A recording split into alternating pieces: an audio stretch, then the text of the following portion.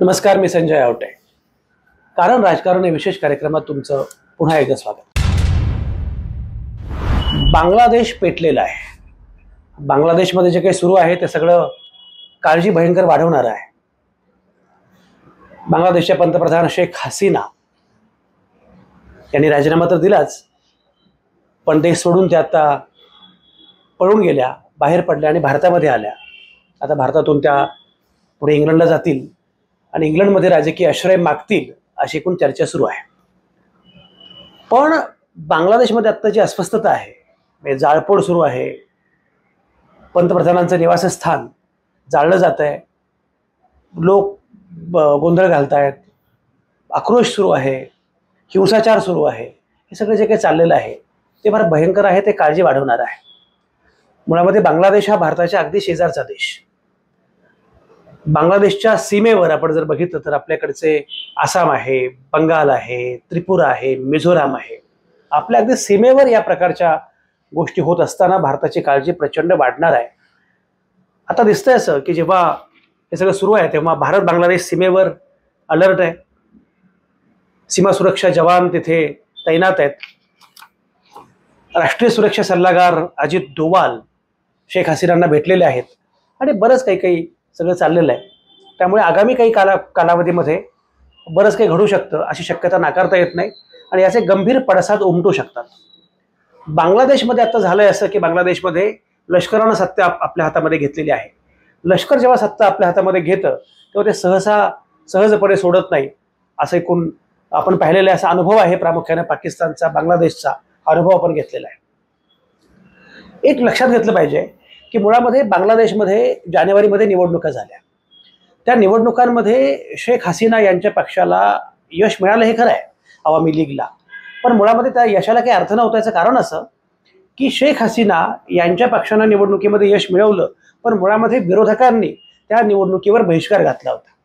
त्यामुळे त्यांना यश मिळालं असं काही म्हणण्याचं त्या अर्थानं काही कारण नाही आहे. पण एकूणच शेख हसीना यांच्याबद्दलचा असंतोष बराच काळ सुरू होता.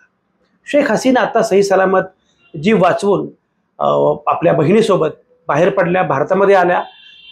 त्याने जीव वाचवला हे महत्त्वाचं आहे. त्यांना आठवलं असेल 15 ऑगस्टचा तो दिवस, 15 ऑगस्ट 1975. आता पण ऑगस्ट महिना आहे, त्यामुळे साधारणपणे बरोबर जवळपास 49-50 वर्षांपूर्वी असं घडलं होतं. 15 ऑगस्ट 1975ला काय घडलं होतं? शेख मुजीबुर रहमान हे शेख हसीना यांचे वडील आणि अर्थातच ते बांगलादेशचे संस्थापक वगैरे मानले जातात. एक काळ असा होता की शेख मुजीबुर रहमान म्हणजे बांगलादेश अशी त्यांची ख्याती होती. शेख मुजीबुर रहमान हे बांगलादेशचे राष्ट्रपिता मानले जात होते. आजही त्यांना राष्ट्रपिता असं म्हणलं जातं. हे जे राष्ट्रपिता शेख मुजीब आहेत त्यांच्या नावानं, त्यांच्या विचारसरणीला, त्यांच्या आयडियॉलॉजीला मुजीबिझम असं म्हणेपर्यंत त्यांचं महत्त्व आणि मोल होतं. मात्र शेख मुजीबुर रहमान यांची हत्या झाली 15 ऑगस्ट 1975ला.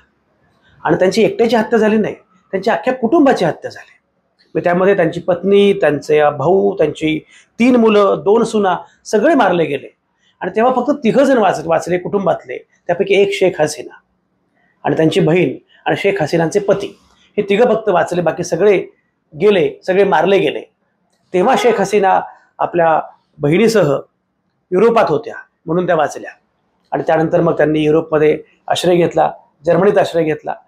आणि त्यानंतर पुन्हा त्याच कालावधीमध्ये त्या जेव्हा भारतामध्ये आल्या तर भारतामध्ये इंदिरा गांधींनी त्यांना आश्रय दिला आणि शेख हसीना आणि त्यांचं कुटुंब हे 6 वर्ष दिल्लीमध्ये राहिलं. आणि मग दिल्लीतून पुन्हा 1981ला जेव्हा त्या परत गेल्या बांगलादेशमध्ये, ते वातावरण बरंच बदललं होतं. त्यांच्या बाजूनं सहानुभूतीची लाट मोठ्या प्रमाणात तयार झालेली होती. त्यांना आवामी लीगचं अध्यक्षपद मिळालं. लोकांनी त्यांचं स्वागत केलं आणि मग पुढे सगळा तो त्यांचा प्रवास जो आहे तो प्रवास आपल्याला बऱ्याच जणांना माहिती आहे. पण आता मात्र सही सलामत त्या सुटलेल्या आहेत. कदाचित त्या असत्या तर काहीतरी भलतंच घडलं असतं, वावगं घडलं असतं. पण मुळामध्ये हे सगळं सुरू असताना जरा विचार केला पाहिजे की मुळात हे का घडलं, हे टाळता आलं असतं का, हे घडण्याचं कारण काय होतं. एक लक्षात घेतलं पाहिजे की त्याची 3 कारणं प्रामुख्यानं आहेत हे असं का घडलं. पहिलं कारण जे आहे ते म्हणजे जे आंदोलन पेटलं होतं बांगलादेशमध्ये, त्यातला सगळ्यात महत्त्वाचा मुद्दा जो होता तो होता आरक्षणाचा आणि तरुणांच्या बेरोजगारीचा. तरुण बेरोजगार आहेत आणि त्यांना संधी मिळत नाहीत असा मुद्दा होता. आणि आरक्षणाचा मुद्दा काय होता? एक बघा म्हणजे 1971 मध्ये म्हणजे मुळामध्ये भारत आणि बांगलादेश यांचं नातं किती जिव्हाळ्याचं जवळचं आहे हे काही वेगळं सांगण्याची आवश्यकता नाहीये. एका अर्थानं बांगलादेश तयार झाला तोच मुळी भारतामुळे, भारतानं पुढाकार घेतल्यामुळे. इंदिरा गांधींनी तेव्हा त्या अर्थानं पुढाकार घेतला आणि म्हणून हा पूर्व पाकिस्तान वेगळा होऊ शकला. पाकिस्तान जेव्हा वेगळा झाला तेव्हा फाळणी झाली, पाकिस्तान वेगळा झाला. 1947 मध्ये पाकिस्तान वेगळा झाला. पण त्या पाकिस्तानमध्ये पश्चिम पाकिस्तान आणि पूर्व पाकिस्तान असे जे दोन भाग होते त्यामध्ये पूर्व पाकिस्तानवर सातत्यानं अन्याय होत होता आणि पूर्व पाकिस्तानच्या लोकांचं हे म्हणणं होतं की आम्हाला अन्याय होतोय आमच्यावर, पश्चिम पाकिस्तानचं सगळं आमच्यावर लादलं जातं, अगदी त्यांची उर्दू भाषा सुद्धा आमच्यावर लादली जाते, आमच्या बंगाली भाषेचा सन्मान केला जात नाही, आम्हाला सन्मानानं मागवलं जात नाही. पण गंमत अशी की पश्चिम पाकिस्तान पूर्व पाकिस्तान हे जरी पाकिस्तानमध्ये असले तरी भौगोलिकदृष्ट्या मात्र ते पूर्णपणे विलग होते आणि तेव्हापासून त्याच्यामध्ये ती तेढ होती, ती नाराजी होती, असंतोष होता. पण प्रत्येक वेळी हा असंतोष दडपून टाकण्याचा प्रयत्न, चिरडून टाकण्याचा प्रयत्न पाकिस्तान सरकारनं केला, लष्करानं केला आणि त्यामुळे पूर्व पाकिस्तानातल्या लोकांना आवाज मिळाला नाही. 1970-71 मध्ये मात्र हे आंदोलन उग्र झालं, पेटलं आणि त्यानंतर 1971 मध्ये भारताने पुढाकार घेतला. भारतानं मुक्तीवाहिनी पाठवली, बांगलादेश स्वातंत्र्य युद्ध झालं आणि बांगलादेश स्वतंत्र झाला. बांगलादेश स्वतंत्र झाला 1971 मध्ये. 1972 मध्ये जवळपास 80हून अधिक देशांनी त्या देशाला मान्यता दिली. हे सगळं घडलं. पण 1971 मध्ये जेव्हा बांगलादेश स्वतंत्र झाला तेव्हा तिथे 80% आरक्षण होतं. ते जे 80% आरक्षण आहे त्याच्यामध्ये जे स्वातंत्र्य सैनिक ज्यांनी स्वातंत्र्यासाठी बांगलादेशच्या प्रयत्नांची पराकाष्ठा केली, आपला जीव अगदी धोक्यात घातला, काही जण तर अगदी जीवाला मुकले सुद्धा, हौतात्म्य पत्करलं, अशा स्वातंत्र्य सैनिकांच्या मुलामुलींसाठी 30% आरक्षण होतं. त्याच्यानंतर जे मागासलेले जिल्हे आहेत बांगलादेशमधले त्यांना 40%, महिलांसाठी 10% आरक्षण आणि 80% आरक्षण असल्यामुळे खुल्या प्रवर्गामध्ये मात्र फक्त 20%च जागा उरल्या. त्याला विरोध होता. त्याच्यानंतर बऱ्यापैकी आंदोलनं झाली, बरंच काही झालं आणि मग हळूहळू त्या आरक्षणाच्या धोरणामध्ये बदल होत गेले. दरम्यानच्या कालावधीमध्ये झालं असं की स्वातंत्र्य सैनिकांची जी मुलं मुली होती ती मुलं मुली पण मोठी झाली. त्यामुळे तो जो कोटा होता की जे त्यांना ते सीट्स आरक्षित होते तर त्या जागा या अन्य ओपन खुल्या प्रवर्गातल्या मुलामुलींना मिळू लागल्या. पण त्या मिळू लागल्यानंतर त्यांच्या लक्षात असं आलं की अरे हे आरक्षण होतं तेव्हा आपल्या संधी बऱ्याच जात होत्या, आता मात्र आपल्याला संधी मिळत आहेत.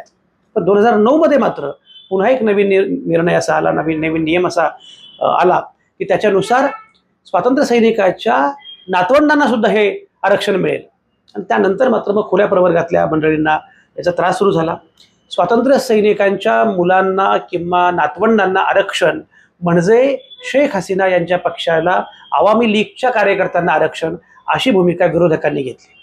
स्वातंत्र्याच्या आंदोलनामध्ये कोण होतं तर साधारणपणे आवामी लीगचे कार्यकर्ते होते म्हणून त्यांना संधी मिळते आहे. आमच्यापैकी काही लोक असून सुद्धा किंवा आता आम्ही विरोधी पक्षामध्ये आहोत म्हणून आमच्या मुलामुलींना मात्र ही संधी मिळत नाही, म्हणून ते आंदोलन बऱ्यापैकी सुरू झालं. 2018 मध्ये खरं म्हणजे पहिल्यांदा हे आंदोलन सुरू झालं होतं मोठ्या प्रमाणामध्ये. तेव्हा शेख हसीना सरकारनं ते आरक्षण रद्द केलं आणि सांगितलं की ठीक आहे तुमच्या मागण्या आम्ही मान्य केलेल्या आहेत. पण 5 जून 2024ला ढाका उच्च न्यायालयाचा एक निर्णय आला. तो जो निर्णय आहे तो निर्णय असा होता की तो जो काही पुराणा वेगळा जुना कोटा होता किंवा आरक्षणाची जी पद्धत होती ते सगळं जुनं आरक्षण हे पुन्हा लागू करा असं सांगितलं उच्च न्यायालयानं. आणि ते सांगितल्यानंतर मात्र ज्याप्रमाणे पूर्वी आरक्षण होतं तेच कायम ठेवलं पाहिजे, म्हणजे स्वातंत्र्य सैनिकांच्या मुलांना, नातवंडांना, पंतवंडांना या प्रकारचं आरक्षण मिळणार. हे झालं आणि त्यामुळे मग असंतोष वाढू लागला मुलामुलींचा की आम्हाला खुल्या प्रवर्गातून संधी मिळत नाहीये. हे कारण असताना आरक्षणाची आत्ता गरज काय आहे, मुलांना मिळाले इथपर्यंत ठीक आहे, नातवंडांना पुन्हा आरक्षण देण्याची गरज काय आहे आणि एवढी मोठी बेरोजगारी आहे त्याचं काय. हे आंदोलन प्रचंड चिघळलं. हा यातला एक भाग होताच की आंदोलन चिघळलं, ते याच्यापर्यंत गेलं हे आपण बघितलं. दुसरं जे आहे की जे आंदोलन करतायत त्या आंदोलकांची भूमिका समजून न घेता शेख हसीना यांनी त्या आंदोलकांना काय म्हटलं, त्यांना गद्दार असं म्हटलं, रजाकार असं म्हटलं. तर रजाकार हा शब्द त्याबद्दल मी आत्ता फार तपशिला सांगत नाही, पण मुळामध्ये रजाकार असं म्हणणं याचा अर्थ असा की स्वातंत्र्याच्या आंदोलनामध्ये जेव्हा बाकीचे लोक स्वातंत्र्य मिळावं यासाठी हौतात्म्य पत्करत होते, स्वातंत्र्याच्या आंदोलनामध्ये सहभागी झालेले होते, तेव्हा तुम्ही मात्र पाकिस्तानला मदत करत होता, बांगलादेशच्या स्वातंत्र्याला विरोध करत होता असा अर्थ त्याचा झाला आणि त्यामुळे त्यांना गद्दार म्हटलं गेलं, रजाकार म्हटलं गेलं. त्याच्यामुळे आंदोलन भडकलंय. हा दुसरा मुद्दा आहे. आता याच्यामध्ये एक आणखी पुढचा महत्त्वाचा मुद्दा आहे की तिसरा जो मुद्दा आहे तो म्हणजे जेव्हा या आंदोलनामधली जे आंदोलक मुलं मुली आहेत त्यांचे मृत्यू होत होते, या सगळ्या आंदोलनामध्ये 300हून अधिक मुलं मृत्युमुखी पडली, हे सगळं होत असताना शेख हसीना यांची प्रतिक्रिया संवेदनशून्य होती असा एक आरोप आहे की तुम्ही तेव्हा हे बोलत नव्हता. जेव्हा मेट्रो जाळली तेव्हा तुम्हाला दुःख झालं, पण एरवी मात्र तुम्ही ते केलं नाही. हे सगळं झालं आणि आंदोलन भडकलं. ते इतकं भडकलं, इतकं विकोपाला गेलं की शेवटी ही वेळ आली आणि त्याच्यानंतर शेख हसीनांना राजीनामा द्यावा लागला, पळून जावं लागलं, देश सोडावा लागला. ह्या सगळ्या ज्या गोष्टी घडल्या ते सगळं सांगत असताना थोडासा आपण शेख हसीना यांचा जीवनपट जरा प्रवास बघितला पाहिजे. शेख हसीना यांचा जन्म 1947चा, म्हणजे भारत पाकिस्तान फाळणी झाली आणि साधारणपणे लगेचच त्याच सुमारास त्या जन्मल्या. त्या 76 वर्षांच्या आहेत. मी मगाशी म्हटल्याप्रमाणे त्यांचे वडील हे शेख मुजीबुर रहमान हे खरं म्हणजे त्या फार महत्त्वाचे अशा प्रकारचे नेते होते, राष्ट्रपिता होते बांगलादेशचे. आणि त्यांच्यानंतर हा वारसा जेव्हा त्यांचा खून झाला, त्यांची हत्या झाली, तेव्हा अर्थातच शेख हसीनांना पलायन करावं लागलं. पलायन करावं लागलं म्हणजे त्या बाहेरच होत्या म्हणून वाचल्या, पण त्यांना बाहेरच 6 वर्ष राहावं लागलं. पण जेव्हा त्या परत आल्या त्यानंतर मात्र त्यांनी बांगलादेशचं नेतृत्व आपल्या हातामध्ये घ्यायला हळूहळू सुरुवात केली. आणि त्यानंतर त्यांना 1996ला त्या पहिल्यांदा पंतप्रधान झाल्या. 1996 ते 2001 त्या पंतप्रधान होत्या. 2009 ते 2024 आत्तापर्यंत त्या पंतप्रधान होत्या. आता याच्यामध्ये एक मुद्दा फार महत्त्वाचा आहे तो असा की खरं म्हणजे शेख हसीना यांच्याविषयी सुरुवातीला खूप चांगलं जनमत होतं. आंतरराष्ट्रीय स्तरावर सुद्धा त्यांची फार चांगली ओळख होती आणि असं मानलं जात होतं की शेख हसीना या जणू काही बांगलादेशचं अर्थकारण फार चांगलं करतायत, अर्थकारणाला गती देत आहेत, त्यामुळे त्यांच्याबद्दल चांगली प्रतिमा होती. त्या प्रगतीच्या दिशेनं देशाला घेऊन जात आहेत असं सगळं होतं. दरम्यानच्या कालावधीमध्ये मात्र शेख हसीना यांच्यावर हुकुमशाहीचे आरोप होऊ लागले, ठोकशाहीचे आरोप होऊ लागले. त्या लोकांचं काही ऐकत नाहीत असा मुद्दा पुढे आला. त्या फक्त आवामी लीग या पक्षाच्या समर्थकांसाठीच राज्य चालवतात, सरकार चालवतात आणि विरोधकांना मात्र जाणीवपूर्वक पायदळी तुडवतात. त्यांनी लोकशाही संपून टाकली अशा प्रकारची चर्चा सुरू झाली, टीका सुरू झाली आणि प्रचंड हे सगळं वाढत गेलं. विशेषतः मागच्या या निवडणुकीमध्ये जानेवारीमध्ये झालेल्या ज्या प्रकारे ती निवडणूक झाली त्यानंतर तर यांची हुकुमशाही शेख हसीनांची ठळकपणे पुढे आली आणि बरंच काही घडलं. आता हे सगळं घडलं आणि याच्यानंतर आत्ता मी म्हटल्याप्रमाणे बांगलादेशमध्ये काय झालं आहे ते आपण बघतो आहोत. बांगलादेशची पूर्णपणे होरपळ सुरू आहे. बांगलादेश पूर्णपणे पेटलेला आहे आणि आता लष्करानं ती सगळी धुरा आपल्या हातामध्ये घेतलेली आहे. अंतरिम सरकार लष्कर स्थापन करत आहे. मुद्दा असा आहे की आता हे सगळं घडलं, या परत आल्या. त्यांनी खरं म्हणजे या प्रकारच्या गोष्टी अनेकदा बघितलेल्या आहेत. यापूर्वीसुद्धा शेख हसीनांना नजरकैदेमध्ये ठेवलं गेलं होतं. त्यांनी सत्ता बघितलेली आहे, विरोध बघितलेला आहे, विजय बघितलेला आहे, पराभव पाहिलेला आहे, हे सगळं झालेलं आहे. पण आता दिसतंय असं की थेटपणे ज्या भारताचा संबंध हा बांगलादेशच्या निर्मितीपासूनचा आहे आणि भारताचा खरं म्हणजे शेजारचा एकमेव मित्र देश म्हटलं जाईल असा बांगलादेश आहे.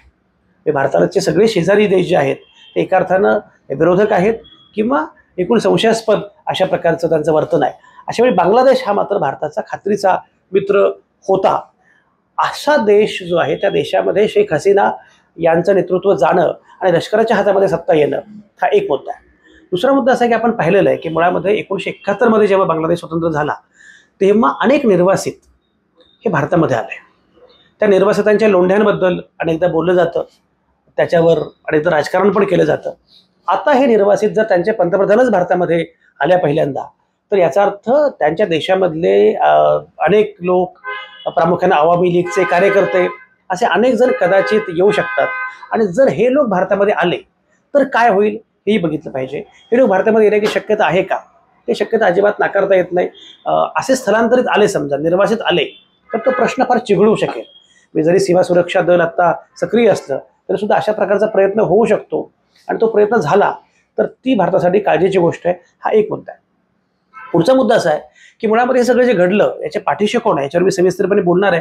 आता मी फार तपशिलात बोलत नाही, पण एक मुद्दा जो आहे तो म्हणजे याच्यामध्ये असं म्हटलं जातं की याच्यामध्ये पाकिस्तानी लष्कराचा संबंध आहे. पाकिस्तानी लष्करानं हे केलेलं असावं अशी एक शक्यता वर्तवली जाते. त्यामध्ये अर्थातच अमेरिका आणि चीन यांचा सुद्धा काही हात असू शकतो असंही बोललं जातं.